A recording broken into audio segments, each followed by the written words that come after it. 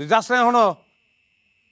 হ্যাঁ, তুই না কইস যে তুই যাবি গা, ডিভোর্স দিবি আমারে। আমি তো ভাবছি তুই গেছস গা, এর লেগে ওরা লইছি। এ মাইয়াকে? আমার বউ, হবু বউ।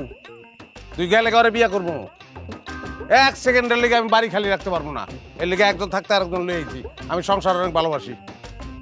জায়গা তুই জলদি যা।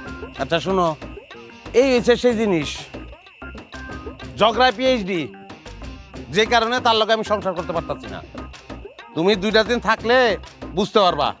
হ্যাঁ, 2টা দিন তুমি তার খুব ভালো করে খেয়াল করবা। সে যা যা করে ওইটা আমার লগে তুমি করবা না। যদি করো তাহলে তোমারও ডিভোর্স দিতে হবে। সারা জীবন কি খালি আমি ডিভোর্স দিতে থাকবো? আমি বাড়িতে ওর বাইরে হইতে পারলাম না, তুমি আরেক মেয়ে লই আইছো। তো তুই কি মনে করছো তুই বাড়ি থেকে বাইরে আমি গলায় ধরে দিব? আমি ওই মালই না। আচ্ছা শোনো, তুই আসস ভালো হয়েছে, আমার একটু উপকার হইব। তুমি এই 2টা দিন তারা ভালো করে খেয়াল করো, খেয়াল করতে পারবো। ভাই 2টা দিন পরে কিন্তু চলে যাচ্ছি।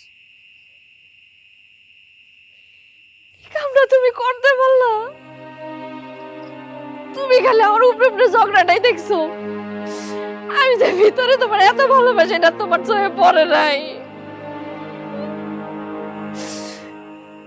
আমি আর ঝগড়া করুম না, আমি আর ঝগড়া করুম না। তোমার যা মন চায় তুমি আমার লাগে কইরো, দরকার বলে তুমি আমাকে হাত তুইলে আমি কিছু কমু না। আমার সোনার সংসারটা তুমি নষ্ট করো না।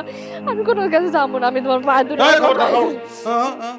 এগুলি করবি না, পায়ে ধরার কোনো দরকার নেই। আচ্ছা ঠিক আছে, ও যাইব না বাড়ি থেকে। আর বাড়িতে যাইবো না মানে? যাইব না মানে যাইব না, 2 দিন বেড়াইব। চিনস নাই ওরে? না তো। ও যখন ছোট আসছিল তখন এই বাড়িতে বেড়াইতে এসেছিল, মাম তো ওই ডালিয়া।